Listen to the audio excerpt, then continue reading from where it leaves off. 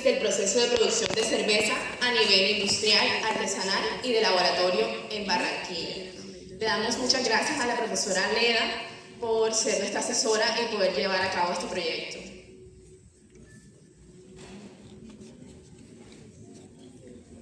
Bueno, en el transcurso de la presentación vamos a estar hablando primero acerca de un proceso general en la producción de cerveza, esto puede ser aplicado tanto a nivel artesanal como a nivel un poquito a escala más grande, como sería la empresa Bavaria, que la vamos a mencionar mucho más adelante. Cómo se opera esta producción de cerveza en la cervecería 315, ubicada en el barrio Abajo, cómo se opera esta producción de cerveza en la cervecería Bavaria, un pequeño análisis cinético de un fermentador con datos experimentales, elaboración de cerveza a escala de laboratorio realizada nuestro grupo de trabajo este semestre y unas conclusiones acerca de este trabajo. Bueno, iniciamos con un proceso general de la producción de cerveza. Bueno, para producir cerveza necesitamos primero tener una buena selección de materias primas. ¿Cuáles son las materias primas principales que encontramos en un proceso de elaboración de cerveza? Tenemos cebada malteada, agua, lúpulo.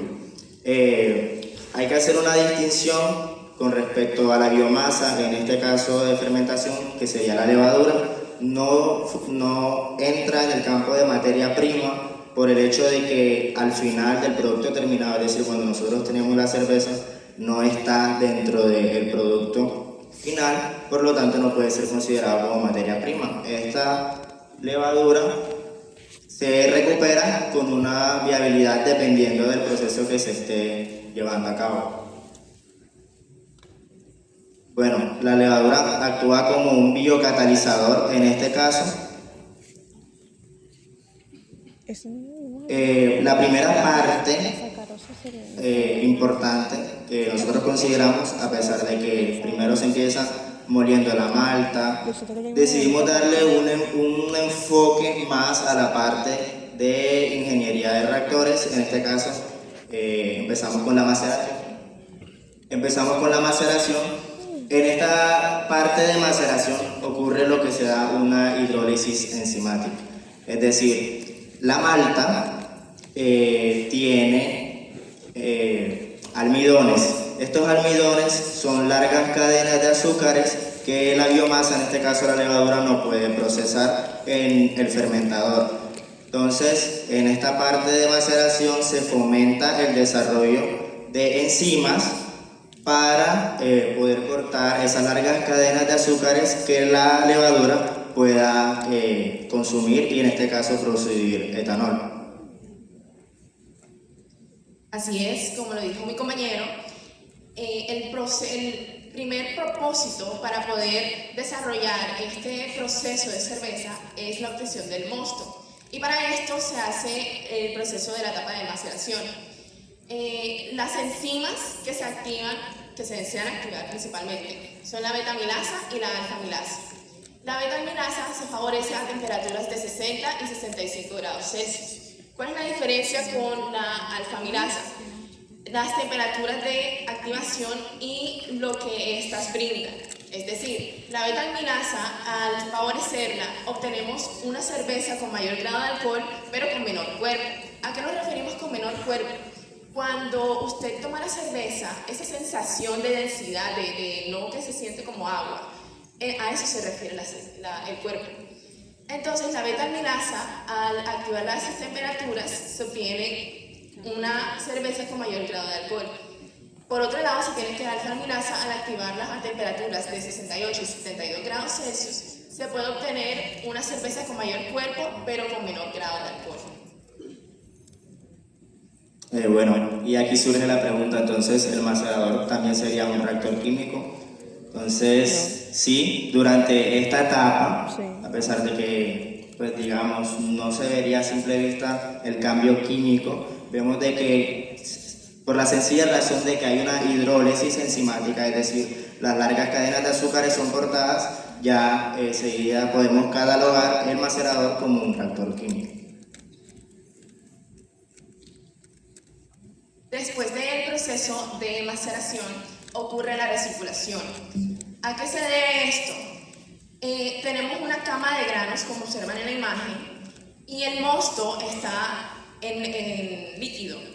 Se usa un falso fondo para poder hacer un tipo de filtrado natural. Entonces, la válvula de salida es abierta y se genera la recirculación por medio de el echado de esta en la parte superior del tanque. ¿Para qué se hace esto? Para poder evitar que las suspensiones, los restos de las partículas de la cama de granos pasen a la siguiente etapa, que vendría siendo la decocción. Y en esta etapa ya tendríamos la cocción y la adición del lúpulo, que viene después de haber hecho la recirculación. Se tiene la cocción a una temperatura de 100 grados Celsius durante aproximadamente 1 hora. Y luego se añade el lúpulo, que es el principal, el que genera ese amargor a la cerveza. Y ese amargor puede tener un cambio distinto de cómo se siente, dependiendo de qué momento se añada, si al principio o al final del proceso de cocción. Bueno, seguidamente pasamos a una etapa de filtración. Cada proceso, o bueno, cada empresa que realiza procesos de producción de cerveza hace la filtración de manera diferente, pero la base básicamente es retirar el resto de malta que quedó en la parte de cocción y de maceración.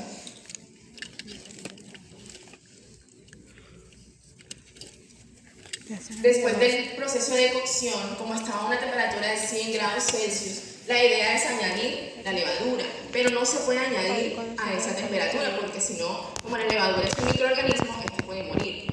Entonces, ¿qué se debe hacer? Se debe hacer un proceso de enfriamiento, haciendo uso, por lo general, de un intercambiador de calor de placas. La temperatura a la que se llega suele ser dentro de un rango de 10 a 24 grados Celsius, pero esto varía dependiendo del tipo de cerveza. Hay dos tipos de cerveza, que vendría siendo tipo ale y tipo lager. Las tipo lager suelen llegar a un tipo de grados, a una temperatura de entre 10 y 12 grados Celsius. Y cuando es tipo ale, llega a una temperatura entre 18 a 24 grados Celsius para poder mantener la levadura viva. Bueno, ahora llegamos a la parte, digamos, más importante de este proceso, que sería la parte de fermentación, que es donde ocurre toda la magia, todo el cambio químico, la reproducción de la levadura y la generación de nuestro producto principal, que en este caso es el etanol. Esta parte de fermentación debe ser muy rigurosa en cuanto a control de temperatura, control de pH, control de presiones y, bueno, dependiendo también de con qué tanta pureza se quiere sacar el producto final, hay empresas que repiten el paso de fermentación hasta 2 veces, que en este caso ya sería la etapa de maduración. Carbonatación. Una vez que la cerveza está madura, está limpia, está filtrada, se inyecta CO2 para preservar como tal lo que sería la cerveza.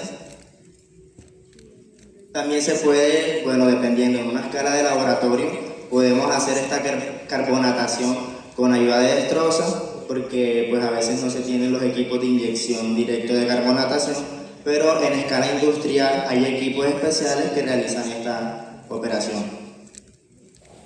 Por último, maduración y lo que sería el cold crush, que como tal sería la parte final del proceso cervecero antes de ir a la parte del envasado.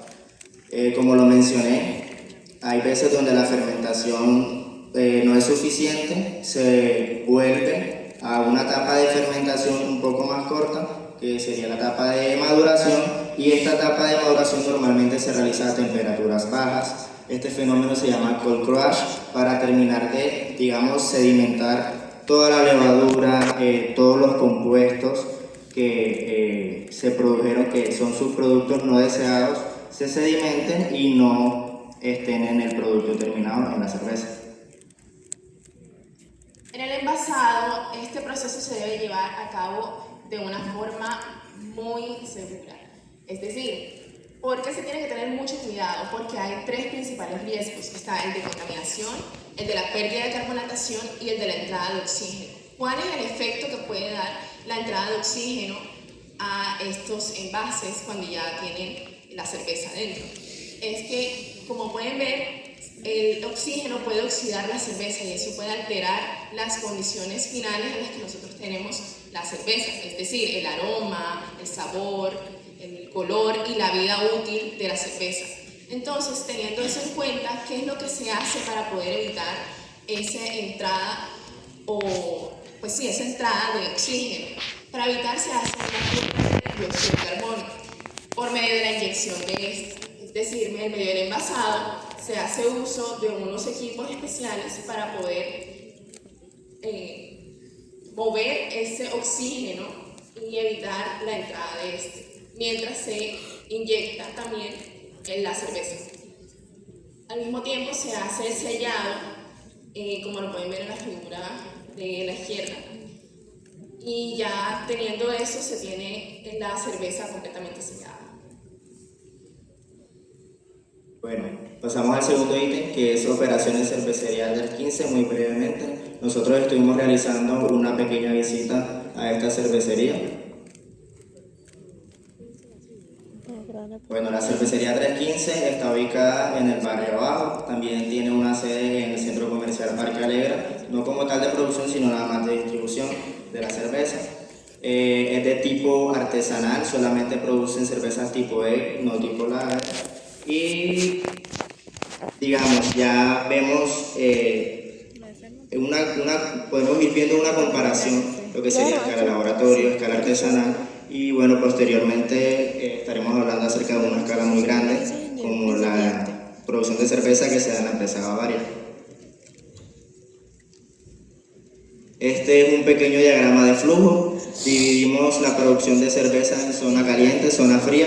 Este diagrama de flujo es específico para la cerveza 15. Ahí los tipos de fermentadores que usan son tipo KT. Las temperaturas que manejan son las que pues, ya habíamos comentado anteriormente para lo que es maceración, etc. Y la capacidad aproximada o la producción mensual que tiene esta cervecería es de 4.500 litros al mes. La fermentación, 7 días normalmente, y un ciclo total entre 14 y 20 días con todo lo que sería maceración, envasado, etc. Ahora, pero ponle de actitud, marica, dando sueño. En esta cervecería nos enfocamos mayormente en el fermentador, puesto que es de nuestro mayor interés entender el reactor que usa. Como pueden ver, se tiene el reactor, que en este caso sería un bioreactor tipo batch, en el que se pone el mosto, la cerveza, y se deja en un determinado tiempo. Este tipo de fermentadores que está en la cervecería 315 es de material acero inoxidable y es ideal para la limpieza, para una buena higiene, y también evita corrosiones. Tiene doble chaqueta de enfriamiento y también tiene una entrada y salida para enfriamiento de glicol. Tiene un aislamiento térmico y también permite una buena operación controlada. Como pueden ver, en las dimensiones tenemos un volumen bruto, que viene siendo el volumen total del reactor, de 604.5 galones. Y un volumen neto, que vendría siendo el volumen útil de producción, de 465 galones. Ustedes se preguntarán, ¿por qué no se llena por completo? Resulta que en este proceso se da una liberación de dióxido de carbono y también espuma. Eso puede causar un riesgo en la alta presión debido a la liberación de dióxido de carbono. Entonces deben mantener un espacio y también una válvula para la liberación de esa presión. Asimismo, se pueden ver las condiciones de operación de este tipo de fermentador, que viene siendo entre 18 a 21 grados Celsius, y la presión es de 0.1 megapascales. Este solamente es uno de los fermentadores que está en esta cervecería.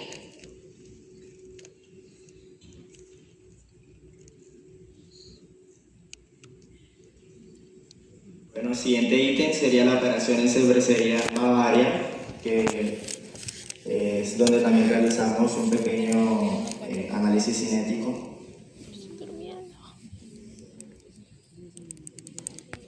Bueno, la cervecería Bavaria está ubicada en la ciudad de Barranquilla. La planta principal acá en la ciudad está ubicada por la 38, ahí donde se encuentra el letrero grande de cervecería Águila. Es una producción de cerveza a gran escala y tiene marcas asociadas que son Ávila, Póker, Costeña, Costeñita y Austen. Es decir, tienen producción de diferentes tipos de cerveza, en este caso lo que sería tipo Ale y tipo Lager. El proceso también está dividido en sección caliente, sección fría, y en este caso la cervecería Bavaria usa fermentadores de tipo CCT y ahora se van a mostrar algunas dimensiones y cómo sería este proceso de producción de cerveza a escala industrial, a escala grande, en la cervecería Bavaria. Primero se ve la zona caliente, este es el diagrama de flujo. En la zona caliente, bueno, la planta se divide en dos zonas, está la zona caliente y la zona fría. En la zona caliente pueden encontrar la etapa de maceración, la etapa de filtración del mosto, la etapa de cocción y lúpulo, que viene siendo la de temperatura de 100 grados Celsius, la de sedimentación y la primera parte de la etapa de enfriamiento. Este tipo de zona maneja unos rangos de temperatura dentro de 67 grados Celsius a 106 grados Celsius. Y este tiene una duración aproximada de 10.8 horas. La zona fría viene siendo la segunda parte del enfriamiento, viene siendo también la fermentación y la clarificación y retiro de levadura. Este tiene una duración aproximadamente de 14 días. Y en la etapa de enfriamiento, nuevamente depende del tipo de cerveza que se esté haciendo.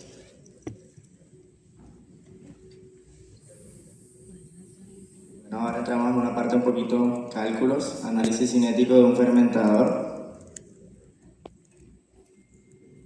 Bueno, para los que estamos en reactores, partiendo de un balance de materia para tipo batch, asumimos una mezcla homogénea para simplificación de cálculos y lograr de pronto una aproximación a un modelo experimental o real a escala industrial.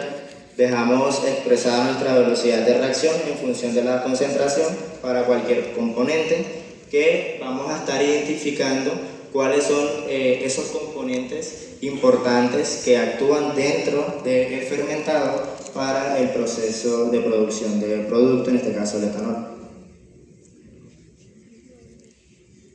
Bueno, identificamos tres componentes esenciales dentro del fermentador, que son biomasa, en este caso la levadura, sustrato, azúcares y producto final, el etanol. Entonces, la misma ecuación que teníamos para la velocidad de reacción para cualquier componente, para la biomasa, en este caso estamos analizando un modelo encontrado en la literatura, que es el modelo ideal de Monod. En este caso, el modelo de Monod lo que trata de predecir o explicar es que el crecimiento de levadura va a ser proporcional al consumo de sustrato. Entonces, ahí vemos las variables que están dentro de la ecuación diferencial.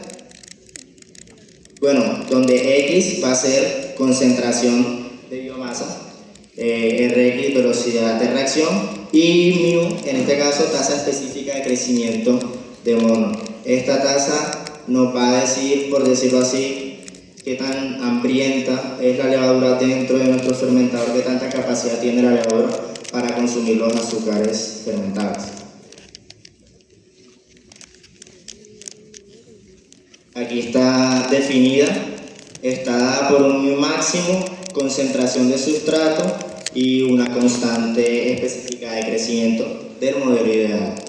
Este mu máximo es la velocidad máxima de crecimiento de levadura que se alcanzaría si la levadura tuviese azúcar infinito, por decirlo así. Entonces, a pesar de que de pronto la levadura esté en un ambiente, la biomasa esté en un ambiente en el que exista alimento en exceso, va a haber unas limitantes. Esta constante específica de crecimiento nos va a decir que a pesar de que puede tener exceso de azúcar, van a haber limitantes para el crecimiento de la levadura. Reemplazamos y nos queda esta ecuación diferencial, que sería la primera ecuación diferencial con la que vamos a trabajar nuestro modelo cinético. El sustrato, como lo habíamos mencionado, tiene en cuenta el consumo de biomasa y el sustento de biomasa. O sea, existen dos maneras en las que el sustrato se consume, en este caso los azúcares fermentables. Cuando la biomasa, en este caso la levadura, se reproduce, y cuando utiliza estos azúcares fermentables no para reproducirse, sino para sustentarse, es decir, para mantenerse vivo y funcionar. Entonces tenemos en cuenta esos dos términos. Como el sustrato se consume, queda de manera negativa. El término izquierdo vendría siendo la parte de reproducción celular, y el término derecho sería la parte de consumo de sustrato por mantenimiento de biomasa. Y esta sería nuestra segunda ecuación diferencial con la que estamos tratando nuestro modelo cinético. Okay. Para el etanol se utilizó el modelo de Ludeking-Piret, que tiene, la producción de etanol también va a estar limitada por una parte de crecimiento celular y una parte estacionaria, donde la levadura ya no va a seguir consumiendo azúcares fermentables para producir el etanol. Entonces tenemos estos dos términos asociados y los reemplazamos en nuestra ecuación de velocidad de reacción. Y queda de la siguiente manera. Este coeficiente beta es un coeficiente de producción de etanol de manera estacionaria, cuando ya el proceso se estabiliza. Entonces este es un resumen de nuestras tres ecuaciones diferenciales. Y llega la pregunta: ¿es ajustable este modelo para una producción de cerveza real? Si nosotros nos dimos cuenta, habían tres factores muy importantes en un proceso real. De pronto a una escala de laboratorio no, pero en un proceso a gran escala, en este caso por ejemplo la producción de cerveza en la cervecería Bavaria, existe este interrogante: ¿qué variables afectan el proceso cervecero a escala real? Entonces pasamos a ajustar el modelo, un modelo mono ajustado, en el que incluimos tres factores fundamentales en un proceso cervecero real. Muerte celular, es decir, en el modelo anterior habíamos definido que la biomasa se iba a reproducir constantemente y no teníamos en cuenta esa muerte celular por inhibición de etanol principalmente. Tenemos el término de inhibición por producción de etanol, es decir, a medida de que el etanol se va produciendo dentro del fermentador, la levadura que se envenena, por decirlo así, y empieza a haber un decrecimiento en la reproducción celular. Tiempo de lag o retardo, en el que básicamente la levadura desde el momento cero que está en el fermentador no empieza a consumir los azúcares fermentables, no empieza a consumir el sustrato enseguida, sino que entra en un proceso de adaptación en el que mira el ambiente, mira qué azúcar puede consumir, qué azúcar no puede consumir, y esto lleva un tiempo. Entonces también es importante tener ese retardo dentro del modelo matemático. Entonces aquí están los términos, en este caso el término de lag o retardo. Vemos que está elevado un tiempo de retardo, este exponente. A medida de que el tiempo avanza, ¿qué va a pasar con este exponente? Que va a tender a 0, y el lag, en este caso, va a tender a 1, y en este caso el retardo se va a hacer constante a medida que pasa el tiempo. Entonces es importante tener esta variable en cuenta, hallar este tiempo de retardo con datos experimentales. Y esto se incluye en lo que habíamos dicho de crecimiento de biomasa, en este caso la levadura, debe incluirse ahí porque, como ya lo mencionamos, la biomasa no crece desde el tiempo cero como se esperaría.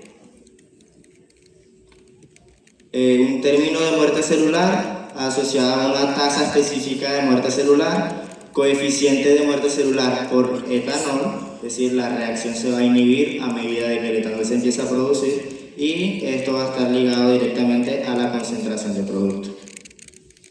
Y por último, inhibición por producción de etanol, en el que vamos a tener una producción de etanol máxima y un exponente de inhibición.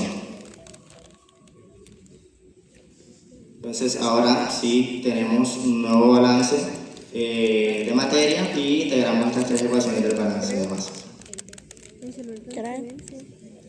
También es importante hacer un tratado en la parte de transferencia de calor. En este caso se establece un modelo de balance de energía en el que la variación de la temperatura con respecto al tiempo va a estar limitada por dos factores: el calor que se genera en la reacción que se da en el fermentador de la biomasa producida etanol genera calor, y este término que, como ya lo habíamos dicho, si dejamos que la temperatura aumente, esta biomasa se puede morir. Entonces se usan chaquetas de enfriamiento para mantener esta temperatura estable y establecemos que directamente ese cambio de la temperatura con respecto al tiempo va a estar ligada a lo que sería el consumo de sustrato. Tenemos entonces que nuestro calor va a estar directamente proporcional a ese consumo de sustrato con respecto al tiempo y podemos hallar o estimar un flujo de calor total en nuestro sistema.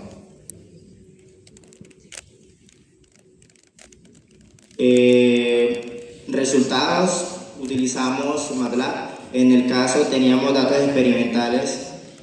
Los datos, bueno, esto es otro punto muy importante, en el que cuando nosotros recibimos datos experimentales no los recibimos de una vez en unidades de concentración, en unidades de tiempo.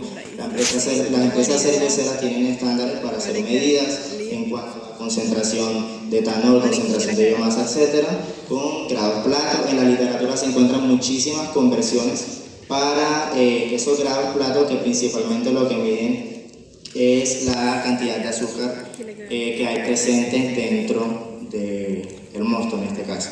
Entonces habíamos dicho que teníamos un modelo ideal en el que prácticamente no teníamos nada en cuenta del proceso real, y el método ajustado que propusimos anteriormente, donde incluimos la muerte celular, la inhibición por etanol y bueno, estas.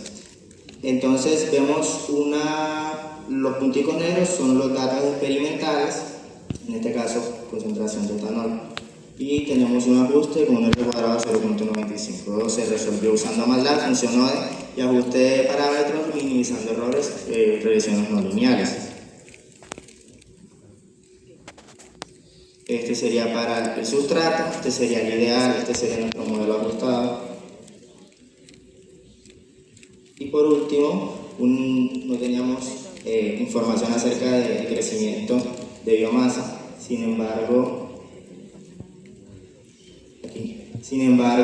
pues integrándolo dentro de las ecuaciones, pudimos tener una tendencia de biomasa en el que vemos que justamente se ajusta a esa muerte celular en la parte final de nuestro proceso de fermentación, donde pues digamos ya la biomasa no consume tanto etanol y empieza a haber muerte celular. En este caso la empresa Bavaria maneja una viabilidad hasta del 94%, es decir que si la levadura, si menos del 94% de la levadura que se recupera del proceso de producción no se puede reutilizar para la siguiente. Bueno, tenemos un punto máximo donde, según los datos experimentales, se encontró el mayor consumo de sustrato, aproximadamente en la hora 25, y un aproximado de 0.29 kilojoules sobre hora litro. Estos son los resultados numéricos de todas las variables cinéticas y pues sus respectivas unidades. Utilizamos este método, es mucho más efectivo que usar otros métodos de regresión, y el simulador en MATLAB nos entregó un total de 247 iteraciones y la función objetiva en este caso era obviamente minimizar el mayor error posible. Bueno, ya analizamos la escala industrial y la escala artesanal. Queremos mostrarle el producto que obtuvimos de hacerlo en escala laboratorio. Tuvimos esta cerveza, le vamos a mostrar de forma rápida el proceso para poder obtenerla. Este es el diagrama con el que trabajamos en el laboratorio. Hicimos alistamiento y desinfección, que ese fue uno de los pasos más importantes porque estamos trabajando con microorganismos. Debíamos desinfectar todos los tanques, todos los utensilios que íbamos a usar. Luego pasamos al proceso de molienda, maceración, recirculación, que habíamos explicado anteriormente, el proceso de hervido, que vendría siendo el mismo de cocción, el de la agregación del lúpulo, el enfriamiento, la fermentación, el envasado y el contenido alcohólico. Aquí pueden ver el alistamiento y la desinfección que fue hecha con estos tres componentes. Ahí estamos lavando los tanques, desinfectándolos para el uso posterior. El proceso de molienda, maceración y la prueba de yodo. La prueba de yodo es únicamente una prueba cualitativa para ver si los almidones fueron convertidos efectivamente en azúcares fermentables. La recirculación y el lavado de granos, el hervido, el lupulado y el clarificante. Aquí pueden ver el lúpulo y la adición del clarificante en la imagen de la derecha. El proceso de enfriamiento, usamos un intercambiador de calor de tipo placas que pueden observar en la imagen de abajo, en la parte de la izquierda, y la adición de la levadura, como pueden ver en la imagen de la derecha abajo. La fermentación, que en este caso se pusieron varias notas en el tanque para que no lo abrieran debido a lo que habíamos comentado anteriormente del oxígeno. La esterilización de botella antes del envasado era un paso bastante importante debido nuevamente a los microorganismos presentes podían contaminar el producto final. Y la adición de la destroza, que es para el proceso de carbonatación. Luego hicimos el etiquetado de la cerveza, que pueden ver allá afuera. Va a haber un espacio para mostrarles la cerveza, el producto. Le llamamos amapola y se hizo el proceso de envasado. Finalmente ahí tenemos el producto final. Y se hizo una evaluación sensorial para ver el grado de aceptación que tiene esta cerveza, debido a que no todas las personas tienen el mismo gusto. Y se hizo pruebas de aceptación general, color, carbonatación, sensación en boca, amargor, espuma, sabor y aroma. Y la puntuación del 1 al 7, esto es una escala única de 7 puntos. El 1 significa el no me gusta extremadamente y el 7 me gusta extremadamente. Pura gente de obtuvieron unos resultados bastante agradables de promedio de 5.6 de 7, en el que los mejores puntajes fueron la aceptación general, el color, la espuma y el aroma. Podemos ver que para futuras ocasiones, en dado caso en donde se vuelva a realizar este producto, se puede mejorar la adición del lúpulo para que no tenga ese nivel de amargor, puesto que no fue muy bien evaluado. Bueno, como conclusiones generales, tenemos básicamente la comparación de lo que sería el proceso en 3 escalas: escala laboratorio, escala artesanal y escala industrial, donde pues anteriormente, no sé si se pudieron dar cuenta que aún con el modelo ajustado hubo una pequeña desviación, porque las empresas en gran escala tienen sistemas automatizados para corregir variables en medio del proceso. Estos son sistemas PCR en el que tienen ya el modelo totalmente ajustado y cualquier pequeña variación actúan directamente. Entonces digamos que vemos como esa comparativa también a nivel de escala. Y bueno, muchas gracias por su atención. Estas son algunas referencias bibliográficas, son creo que 4 referencias bibliográficas. Si tienen alguna pregunta, alguna duda afuera, vamos a estar con un póster en el que también vamos a estar haciendo un análisis cinético en lo que fue el proceso de elaboración en escala de laboratorio. Queremos agradecer. Tengo hambre. Y queremos agradecer enormemente de parte de Bavaria al ingeniero Wilson Ramírez, a la ingeniera Andrea Ortega, a la gerente de recursos humanos Clara Callejas. De parte de Cervecería 315 queremos agradecer al ingeniero Eduardo Castellano, al administrador Alberto Miranda y de parte de la Universidad del Atlántico. De parte de la Universidad del Atlántico agradecer al ingeniero Rafael Olivero, que fue el que nos proporcionó el laboratorio para poder realizar este experimento de producción de cerveza. Ingeniero Dirismo Coronado, que nos dispuso de la guía de elaboración de cerveza, y un gran agradecimiento a la profesora Lea Pernel Bolaño por acompañarnos en todo este proceso investigativo, en las clases, en todo, porque bueno, también, como dicen por ahí, maestro no es el que sabe, sino el que sabe enseñar. Entonces, un agradecimiento muy especial para la profesora Lea por estar siempre ahí presente. Y a todos los panelistas que hicieron parte de la evaluación